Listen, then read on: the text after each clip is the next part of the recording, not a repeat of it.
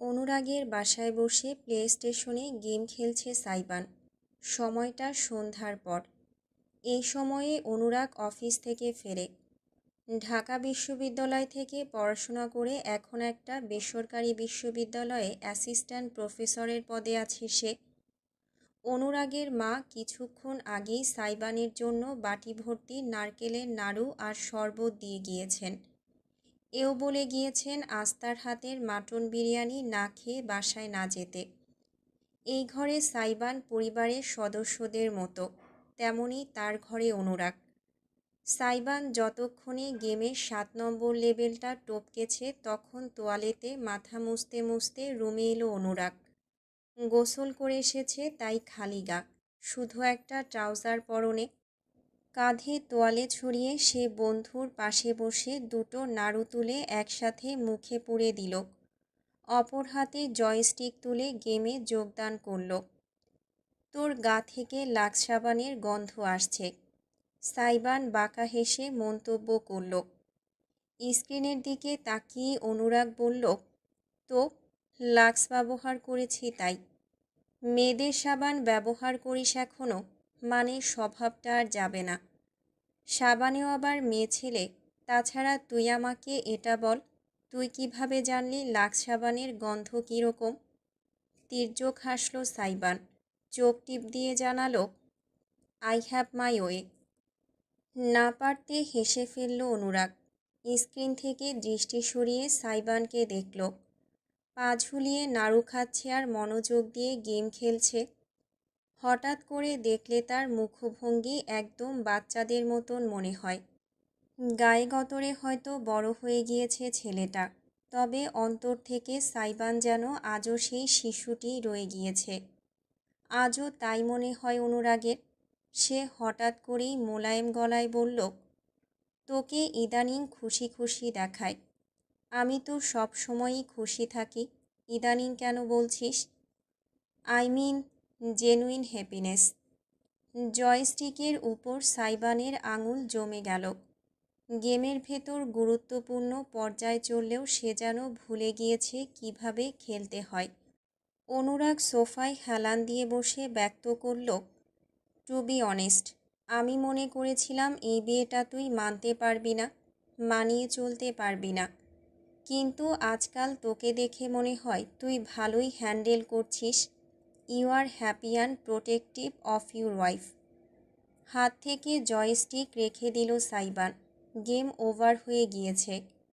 অনুরাগের দিকে সরাসরি ফিরে তাকালো না সে। আপন মনে শুধালো, সেদিন আবিরদের সাথে যা হলো তার জন্য বলছিস? বলতে পারিস, তবে আমি ওভারঅল সব কিছু দেখেই বলছি। ইরাম বৌদিকে তুই যথেষ্ট সম্মান করিস।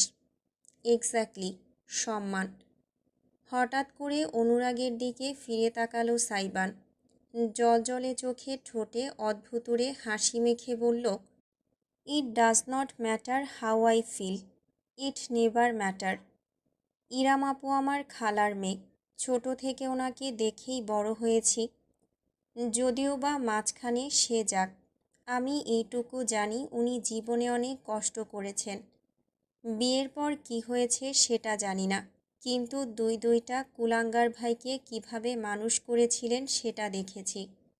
I simply can not make her suffer more, that's all. That's all, no feelings attached. Anurag তীক্ষ্ণ নজর ফেলে জিজ্ঞেস করে বসল। সাইবানের চেহারা একটা আধার নেমে এলো। Feelings? Are you kidding me? একেবারে হুট করেই বেখাপ্পাভাবে হেসে উঠল সাইবান। সোফায় শরীর এলিয়ে সে হাসি নিয়েই বলল, কামান অনুরাগ, গ্রো আপ। তোর মনে হয় আমি এসব টিলিংসের ধারধারি? অনুভূতি শুধুই দুর্বলদের অলংকার। ইরাম আপুকে আমি আগে সম্মান করতাম, এখন যেহেতু উনি আমার স্ত্রী তাই একটু আগলে রাখি, এই যা। একটু একটু সাইবান। চোখ রীতিমতো কপালে তুলে ফেলল অনুরাগ।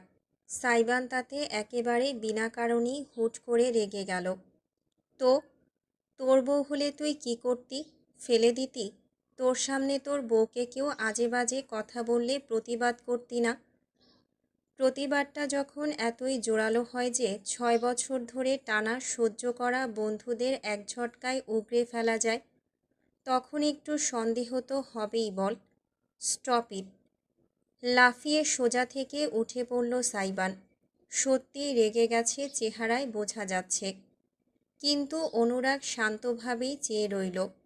সাইবান হাত মুঠো করে ঝাঝালো কণ্ঠে বলল, আমি কি করছি না করছি আর ভবিষ্যতে কি করব তাতে কারোর কিচ্ছু যায় আসে না। দিন শেষে উনি অন্যের স্ত্রী ছিলেন আর ওনার একটা পরপুরুষের বাচ্চা আছে। এই সত্যিটা কোনো দিন বদলাবে না। অনুরাগ বাকরুদ্ধ হয়ে পড়ল। প্রসারিত নয়নে দেখে গেল বন্ধুকে, যাকে পুরোদস্তুর ভিন্ন একজন মানুষ মনে হচ্ছে তার। সাইবান আর দাঁড়ালো না। হনহন করে হেঁটে গেল রুমের বাইরে। যাওয়ার আগে পেছন ঘুরে বলল, আন্টিকে জানিয়ে দিস আমি আরেকদিন এসে ওনার হাতের মাটন বিরিয়ানি খাবো। এইটুকুই। চলে গেল সাইবান। অনুরাগ ঠায় বসে বন্ধুর চলার পথের দিকে চেয়ে শেষমেশ একটা দীর্ঘশ্বাস ফেলল।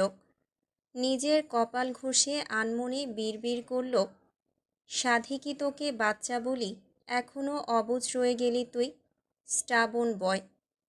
অপরদিকে অনুরাগের বাসা থেকে বেরিয়েই নিজের হুইল সুজোড়া পায়ে গলিয়ে রাস্তা ধরে স্লাইড করে এগোতে লাগলো সাইবান। অতিরিক্ত দ্রুত যাচ্ছে আজ। বাতাস কেটে বেরিয়ে যাচ্ছে তার চোখ মুখের চারপাশে। অতিরিক্ত আক্রোশ ফুটল তার পদক্ষেপে। ভন ভন করে ঘুরছে জুতোর চাকা। লম্বা একটা পথ পাড়ি দিয়ে শটান রাস্তার ধারের একটা গাছের গুঁড়ি আঁকড়ে ধরে নিজেকে আটকালো সাইবান। ভারী নিঃশ্বাস ফেলে ঠাস করে কপাল ঠেকালো গাছের শক্ত খসখসে গুঁড়ির উপর। চোখ বুজে ফেলল। অস্ফুট স্বরে বলল, শিট। কিচেন কাউন্টারে জিনিসপত্র সাজিয়ে বসেছে সুগন্ধা। একটা বড় থালায় পুর তৈরি করা, অন্য পাশে ময়দার তৈরি ছোট রুটি। সেগুলোর ভেতর পুর ভরে ভাঁজ করে করে মোমো বানাচ্ছে মেয়েটি। একসাথে অনেকগুলো করে বানিয়ে ফ্রিজে রেখে দেয় ফ্রোজেন স্ন্যাক্স হিসেবে। বিশেষ কোনো কাজ না থাকায় ইরাম দাঁড়িয়ে দাঁড়িয়ে তাকে সাহায্য করছে। একপাশে ছোট্ট স্ক্রিবে ঘুমাচ্ছে ইজান। ক্ষণে ক্ষণে ছেলেকে দেখে মুচকি হাসি নিয়ে কাজ করছে ইরাম। হাতের ময়দার রুটিতে পুর ভরে সুন্দর করে ভাঁজ করে করে মোমো বানিয়ে রাখছে আরেকটা প্লেটে। হঠাৎ করে সে বলল, সুগন্ধা, তোমার কলেজের পাশে একটা ইনস্টিটিউট আছে না, কম্পিউটার শেখায় যে? হ্যাঁ আছে তো, আপনি যাবেন? মাথা দোলালো ইরাম। হ্যাঁ, এরপর যেদিন কলেজে যাবে আমাকে নিয়ে যেও। কম্পিউটারের কাজ শিখবেন, ভালো ভালো। প্রশংসা করে সুগন্ধা আরও খানিকটা পুর তৈরি করে নিয়ে এসে রাখল কাউন্টারে ঠান্ডা হতে। অভিজ্ঞ হাতে মাখতে মাখতে বলল, তয় একটা সত্য কথা বলি আপা, কিছু মনে কইরেন না। ইরাম ভ্রু তুলে পেছনে ফিরে তাকালো। তুমি আবার কবে থেকে এত বিবেচনা করা শুরু করলে? আরে মেয়ে, বলো বলো, এত ভাবতে হবে না। কম্পিউটার শিক্ষা আপনি কি করবেন?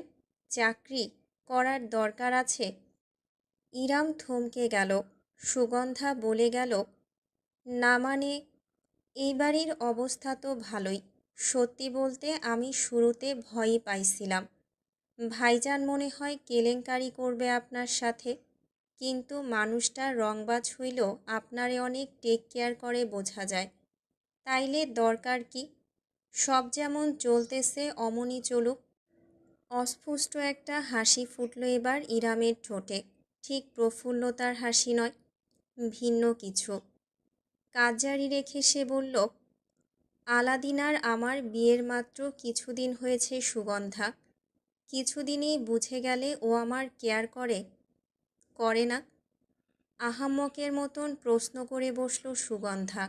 ইরাম মৃদু হেসে জানালো, হুম, আমি বলছি না ও আমার কেয়ার করে না, বরং করে। তাইলে সমস্যা কোথায়? মুখ তুলে সুগন্ধার দিকে তাকালো ইরাম। রমণীর চেহারায় অভিজ্ঞ একটা ভাব ফুটে উঠতে দেখল সুগন্ধা। নতুন নতুন সব জিনিসই মানুষের ভালো লাগে। নতুন মোবাইল কিনলে দেখবে যত্নের শেষ থাকে না। ছুতে গেলেও হাত পরিষ্কার করি। দিনে 14 বার মোবাইলের স্ক্রিন মুছি। ব্যাক কভার ব্যবহার করি। স্ক্রিন প্রোটেক্টর গ্লাস আরও কত কী। তেমন নতুন বউও সব ছেলেদের কাছেই ভালো লাগে। সে বিয়ে যে কারণেই হোক না কেন, যেমনভাবেই হোক না কেন, বউ প্রত্যেক ছেলের কাছে একটা শখের জায়গা। তার যত্ন তো হবেই। যা, মোবাইল আর বউ এক হইল। এবার খানিক শব্দ করেই হাসল ইরাম। বেশ মিষ্টি একটা খিলখিল ধ্বনি। হাতের বানানো মোমোটা রেখে নতুন একটা হাতে নিতে নিতে সে হঠাৎ শুধিয়ে বসল। তোমার বয়স কত সুগন্ধা? সামনের মাসে 21 হবে। আর আমার 32। সুগন্ধা চোখ পিটপিট করল। ইরাম সরাসরি কিছু না বললেও একজন মেয়ে হিসেবে তার বুঝতে বাকি রইল না সে কিসের কথা বলছে। তার মানে জড়বস্তু আর জীবন্ত বউ একই হয়? সুগন্ধার প্রশ্নে ইরাম মাথা ঝাঁকাল। পরিণতি এক। মানুষের মনটাই এমন সুগন্ধা। সময়ের সাথে সাথে অনুভূতি ফিকে হয়ে আসে। আজ যে তোমাকে ভালোবেসে বলছে তোমার জন্য পৃথিবী জ্বালিয়ে পুড়িয়ে দেবে, ঠিক 5 বছর পরই সে তোমায় দেখেও পাশ কাটিয়ে যাবে অচেনা মানুষের মতো। জগৎটাই এমন। পুরাতন জিনিসের কদর করে কয়জন? আপনি একেবারে দার্শনিক লেভেলের কথা বলেন আপা। আপনার কথা শুইনা এখন আমার পুরুষ মানুষ বিশ্বাস করতে ইচ্ছা হইতেছে না। বিশ্বাস কেন করবে না? একটা সম্পর্কের ভিত্তিই হচ্ছে বিশ্বাস। সেটা তো করতেই হবে। তবে মনে রেখো। মুখ তুলে সুগন্ধার মনোযোগী দৃষ্টির পানে চেয়ে ইরাম বলল, পুরুষ তোমাকে ভালোবাসে নতুন জামার মতন। যতদিন নতুন থাকে প্রতিদিন পরতে ইচ্ছা হয়। পুরাতন হয়ে গেলে সেই জামা আলমারির এক কোণায় পড়ে রয়। অতঃপর পা মোছার কার্পেট তার শেষ গন্তব্য হয়। সুগন্ধা মাথা দোলালো। আমি আপা বিয়াই করব না আর। মৃদু হাসল ইরাম। দুজন কিচেনে কাজ এবং গল্প করতে করতে খেয়ালই করল না কখন সাইবান বাইরে থেকে ফিরেছে। কিচেনে এসেছিল সে ফ্রিজ থেকে ঠান্ডা পানি নিতে, অথচ আর ভেতরে ঢুকল না। নীরবে পাশ কাটিয়ে পুনরায় বেডরুমের দিকে চলে গেল। কিছুক্ষণ পর ইজানকে কোলে নিয়ে বেডরুমে এলো ইরাম। ঢুকেই দেখতে পেল বিছানার উপর একটা ডাফল ব্যাগ। কোনো প্রকার ভাঁজ করা ছাড়াই বেশ কয়েকটা শার্ট প্যান্ট এবং গেঞ্জি অবহেলায় ঠেসে ঠেসে ভরছে সাইবান। ইরাম এগিয়ে গেল। কী ব্যাপার, কোথাও যাচ্ছ? শো আছে, ঠান্ডা গলায় জবাব দিল সাইবান। ইরাম ইজানকে বিছানায় শুয়ে একটা ঝুনঝুনি ধরিয়ে খেলতে দিয়ে সাইবানের হাত থেকে ব্যাগটা টেনে নিল। যে কাপড়গুলো দুমড়ে মুচড়ে ভরেছে উল্টো করে সেসব বিছানায় ঢেলে এবার সুন্দর করে এক একটা ভাঁজ করে করে ভেতরে রাখতে লাগলো। সাইবান ভ্রু কুঁচকে সরে দাঁড়ালো। শো কোথায়? সিলেটে। 3 দিনের আগে ফিরতে পারবো না। বিছানায় বসে নিজের পকেট থেকে হঠাৎ করে একটা সিগারেটের প্যাকেট বের করল সাইবান। একদম বেপরোয়াভাবেই লাইটার দিয়ে ধরিয়ে ঠোঁটে ছুঁয়েছে কি ছোঁয়নি ইরাম ঠাস করে চাপড় দিয়ে সিগারেটটা ফেলে দিল। শাসনের সুরে বলল, খালামণি আমাকে বলেছে চেইন স্মোকার নাকি তুমি। সমস্যাটা কি? শিক্ষিত ছেলে মানুষ তাড়াতাড়ি মরার এত শখ কেন? এখন কি আপনার জন্য আমার মরার স্বাধীনতাটুকু বিসর্জন দিতে হবে? সাইবানের কথার ধাঁচটা ভালো লাগলো না ইরামের। তবে সে অতিরিক্ত কিছু বলতে পারল না। বিছানায় খেলতে থাকা ইজান হুট করে কেসে উঠল। ইরাম দ্রুত ছেলেকে কোলে তুলে নিল। বাবাটা কি হয়েছে? হুম। সিগারেটটা ফ্লোরে পড়লেও এখনও নেভেনি বিধায় ধোঁয়া সৃষ্টি করছে। ইরামের নাকে লাগলো গন্ধটা। ইজান নিশ্চয়ই তামাকের ধোঁয়াটা সহ্য করতে পারছে না। দ্রুত উঠে গিয়ে রুমের বারান্দার দরজাটা খুলে দিল ইরাম। মুক্ত প্রাকৃতিক বাতাস ঢুকতে লাগলো ভেতরে হু হু করে। সাইবান দৃশ্যটা খেয়াল করে নিজের পা দিয়ে সিগারেটটা পিষে নিভিয়ে ফেলল। অতঃপর তুলে ময়লার ঝুড়িতে ফেলে দিয়ে রুম স্প্রে তুলে নিঃশব্দে স্প্রে করে দিল আশেপাশে। ইরাম ছেলেকে দোলাতে দোলাতে দৃশ্যটা দেখল, বিশেষ কোনো মন্তব্য করল না আর।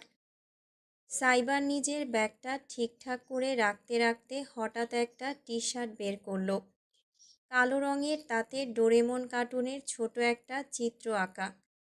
ইরামকে দেখে সে হঠাৎ করে বলল, জাস্ট ফর ইউর রিমাইন্ডার, এটা আমি ক্লাস 10-এ কিনেছিলাম। এখন অনেক টাইট হয়, তবুও মাঝে মাঝে পরি ঘুমানোর সময়, কারণ এটা আমার ফেভারিট টি শার্ট। ইরাম মাথা কাত করে তাকালো। বুঝতে পারিনি সাইবান হঠাৎ করে তাকে একটা টি শার্ট কেন দেখাচ্ছে। সাইবান তীর্যক হেসে ব্যক্ত করল, কিছু পুরুষ আছে যে জামাকে একবার মনে ধরে সেই জামা ছোট হোক, ছিঁড়া হোক কিংবা পুরাতন হোক, কখনো মায়া কাটাতে পারে না।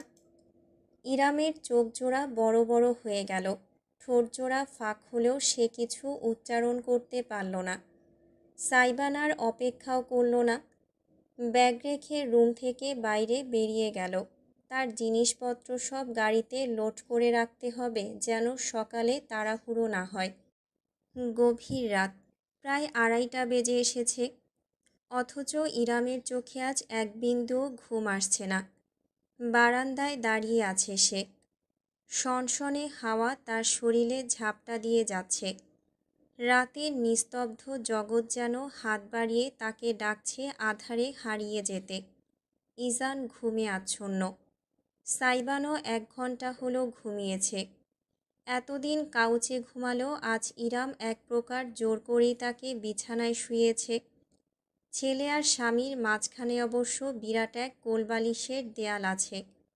বিছানাটা বেশ বড় হওয়ায় সুবিধা হয়েছে। একটা ছোট বাচ্চা নিয়ে ঘুমালেও কোনো সমস্যা হয় না। ইরাম রেলিংয়ে হেলান দিল, তার চুলগুলো খোলা, বাতাসে দোল খাচ্ছে। একটা সময় ভয় লাগতো রাতের বেলায় এমন চুল খুলে ঘুরে বেড়াতে, ভূতপেত্নী ভর করে নাকি। অথচ সেই অনুভূতিগুলো আজ হারিয়ে গেছে তার মন থেকে। তার মনে হয়েছিল কখনোই আর নিজের জন্য বাঁচা হবে না তার।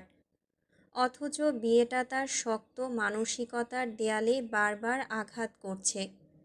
সাইবান যে আজ কিচেনের কথাগুলো শুনেছে সেটা সে নিশ্চিত। সেই কথার পরিপ্রেক্ষিতেই পরে ওই কথাটা বলেছে। ইরাম মাথা থেকে ঝেড়ে ফেলতে পারছে না কিছুতেই। সে তার আলাদিনকে বুঝে উঠতে পারছে না। যখনই মনে হয় নিবেদনগুলো একটু হলেও সত্যি, তখনই অরণ্যর মুখটা ভেসে ওঠে তার হৃদয়ে। ইরামের আজও মনে পড়ে তাদের বিয়ের পরের দিন সকালের কথোপকথন। ইরাম বাসর রাতের বিছানা ছেড়ে উঠতে যাচ্ছিল তৈরি হয়ে নাস্তা বানানোর জন্য, অথচ অরণ্য তার কবজি টেনে পুনরায় নিজের বুকের উপর আগলে নিয়েছিল। ইরাম লজ্জা পেয়ে বলেছিল, ছাড়ুন, কী করছেন, ফ্রেশ হব, নাস্তা বানাবো, অনেক কাজ। হুম, তুমি ভাবলেই বা কী করে আমি আমার বউকে বিয়ের পরের দিনই রান্নাঘরে ঢুকতে দেব? রান্নাঘর তো দূরের কথা, তোমার কোমল পা এই শক্ত মেঝেতেও আমি স্পর্শ হতে দেব না। অরণ্য কথা রেখেছিল। টানা 7 দিন ইরাম বিছানায়, সোফায়, কাউচে, কখনো বা দোলনায় শুয়ে বসেই কাটিয়েছিল। এমনকি কোথাও যাওয়ার দরকার পড়লে বিনা কারণেই অরণ্য তাকে কোলে তুলে নিয়ে যেত। স্বামীর গলা জড়িয়ে ধরে ইরাম খিলখিল করে হাসত আর ভাবত, এই সুখ আর কখনো তার কপাল থেকে মুছবে না, অরণ্য মুছতে দেবে না। বুক চিরে একটা দীর্ঘশ্বাস বেরিয়ে এলো ইরামের। চোখ বুজে ফেলল। সেথায় কয়েক ফোঁটা অশ্রু জমলেও জোরপূর্বক নিজেকে নিবারণ করল সে। মাথা ঝাঁকালো। না, আর অতীত ভাবার সময় নেই। জীবন তাকে একটা দ্বিতীয় সুযোগ দিয়েছে। সুযোগটা তাকে কাজে লাগাতে হবে। একটা শব্দে ইরামের শান্তির সময় ব্যাহত হলো। রুমের ভেতর থেকে গুঞ্জনের মতো একটা আওয়াজ আসছে, ফোনের রিংটোন। ইরাম কামিজের ওড়না ঠিকঠাক করে ভেতরে এলো। নাইট স্ট্যান্ডে রাখা সাইবানের ফোন বাজছে, অথচ ছেলেটার খবর নেই। বেঘোরে ঘুমাচ্ছে। ঘুমের ঘোরে কোলবালিশের কাছে এসে ঘেঁষেছে একেবারে। এপাশে থাকা ইজানের ছোট্ট ডান হাতটা তার কপালের উপর পড়ে আছে। বাপ ছেলে কখন কিলবিল করে একে অপরের কাছে পৌঁছেছে কে জানে। সাইবান হুঁশে থাকলে এক্ষুনি চিৎকার চেঁচামেচি শুরু করত। ভেবে ইরাম মনে মনে খানিক হেসে তারপর এগোলো। নাইট স্ট্যান্ড থেকে সাইবানের ফোনটা হাতে নিতেই তার ভ্রু কুঞ্চিত হলো। কলার আইডিতে ভাসছে একটা পরিচিত নাম, তিতলি বেব। ইরামের বুকে একটা খচখচ অনুভূতি হলো। আজকালকার ছেলেমেয়েরা এমনিতেই বেব শব্দটা কোনো উদ্দেশ্য ছাড়াই ব্যবহার করে। এটা সে জেনেছে সামিয়ার সাথে বসে একটা বাংলা নাটক দেখে। জোর করে নিজের মনকে সামলে ইরাম হাত বাড়িয়ে সাইবানকে ডাকল। আলাদিন, আলাদিন, তোমার ফোন। প্রথমটায় মোস্টামুষ্টি করেও উঠল না সাইবান। শেষমেশ যখন চোখ খুলল তখন ঝটকা দিয়ে নিজের কপাল থেকে ইজানের হাতটা সরিয়ে দিয়ে খেকিয়ে উঠল। কিরে ভাই, বাপের কপালে বদদোয়া দিচ্ছিস? শকুনের দোয়ায় গরু মরে না তোর আম্মাজান শেখায়নি? ইরাম হুট করেই নিজের একটা আঙুল সাইবানের ঠোঁটে চেপে ধরল। হুশ, ঘুমাচ্ছে, আস্তে। সাইবান নিজের জায়গায় জমে গেল। ঘুম জড়ানো চোখে চেয়ে রইল ইরামের দিকে। হলদেটে মৃদু আলোয় রমণীর চেহারা তার বুকে অদ্ভুত একটা ঝড় তুলল যেন। ঠোঁটের উপর নরম আঙুলটার ছোঁয়া তাকে মাতাল করে ফেলেছে। শরীরের সবটুকু শক্তির প্রয়োজন হলো সেই আঙুলটায় একটা গাঢ় চুমু দেওয়া থেকে নিজেকে নিবারণে। সাইবানের ঘোলাটে দৃষ্টি এবং ফোলা মুখখানি দেখে বিব্রত ইরাম দ্রুত নিজের হাত সরিয়ে নিল। এগিয়ে দিল ফোন। তোমার ফোন। সাইবান একটা ঢোক গিলে ফোন হাতে নিল। কলার আইডি দেখে 1 সেকেন্ডে তার চেহারা বদলে গেল। ফোনটা রিসিভ করে বিছানা ছেড়ে উঠে গেল সে। সোজা বারান্দায় চলে গেল। ইরাম সেদিকে চেয়ে রইল। অতপর বিছানায় বসে ইজানকে ঠিকঠাক করে শুইয়ে রাখল।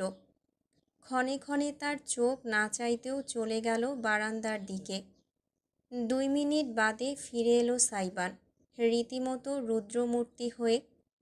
ইরামকে কোনো জবাবদিহি না করেই ক্লোজেট থেকে জ্যাকেট বের করে গায়ে জড়ালো। চুলে আঙুল চালিয়ে ঠিকঠাক করে ওয়ালেট আর গাড়ির চাবি পকেটে ভরল। ঘড়ির দিকে তাকালো ইরাম। প্রায় 3টা বাজছে। এত রাতে কোথায় যাচ্ছ? কাজ আছে, কখন ফিরব জানি না। এইটুকুই। বিশেষ ব্যাখ্যা ছাড়াই সাইবান ভারী বুট জুতা পায়ে গলিয়ে হনহন করে ঝোড়ো গতিতে হেঁটে বেরিয়ে গেল রুমের বাইরে। ইরাম বসে থাকলো বিছানায় হতবিহ্বল হয়ে। একটা মাত্র ফোন কলের প্রয়োজন ছিল এত রাতে সাইবানকে ঘরের বাইরে টেনে নিতে। এই বিষয়টা ছাড়া হাজার চাইতেও আর কিছুই ভাবতে পারল না ইরাম। শেষ রাতের দিকে মাত্র 2 থেকে 3 ঘন্টার মতো সময় ইরাম ঘুমাতে পেরেছে। 8টার দিকে উঠে ফ্রেশ হয়ে নিচে চলে এসেছে। সুগন্ধার আজ থেকে ইনকোর্স পরীক্ষা, তাই আজ সকালের নাস্তা চা শেষ সামলাবে বলে রেখেছে। সামিয়া হয়তো উঠে গিয়েছেন, তার রুমের বাতি জ্বলছে। হাসপাতালের জন্য তৈরি হচ্ছেন খুব সম্ভবত। সারিকা একটু দেরিতে ওঠে, নাস্তাটা একাই করে। সকলের জন্য চুলায় চায়ের জন্য দুধ বসিয়ে ইরাম আগে থেকে প্রস্তুত করে রাখা ব্রেড ফলমূল সব টেবিলে নিয়ে সাজিয়ে রাখল। সাইবান এখনও ফেরেনি। বারংবার না চাইতেও সে সদর দরজার দিকে তাকাচ্ছে। চা যখন প্রায় ফুটে এসেছে তখনই ঘটনাটা ঘটল। পায়ের শব্দ শুনল ইরাম। সাইবান ফিরেছে ভেবে সে দ্রুত কিচেন থেকে বেরিয়ে এলো। অথচ মুখোমুখি হলো একদম ভিন্ন আর অপ্রত্যাশিত একটা দৃশ্যের। সুঠাম কাঠামোর অধিকারী 6 ফুট দীর্ঘদেহী এক বয়স্ক পুরুষ দণ্ডায়মান। থমথমে পাথুরে চেহারা, মুখ জুড়ে হালকা খোঁচা খোঁচা সাদা দাড়ি, চুলে রূপালির আস্তরণ, ধূসর স্যুট প্যান্ট পরনে, বাম হাতে চকচকে সোনালি ঘড়ি, সেই হাতে একটা লাগেজ ধরে রাখা। ভ্রুজোড়ার সদা কুঞ্চিত, চেহারা দেখতে মনে হবে না বিনা কারণেই জীবনের উপর বিরক্ত তিনি। ইরামের চিনতে একটু ভুল হলো না। পুরুষটির চোখ গোটা বাড়ির উপর ঘুরে রমণীর উপর থামল।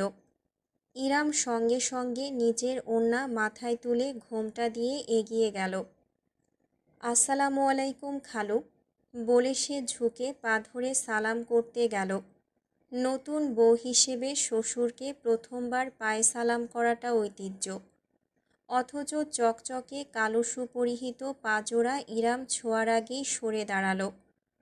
জমে গিয়ে মাথা তুলে তাকালো সে। উপর থেকে অতীব ভারী কণ্ঠে আদেশ এলো, সরে দাঁড়াও, তোমার মুখটা আপাতত দেখতে চাইছি না।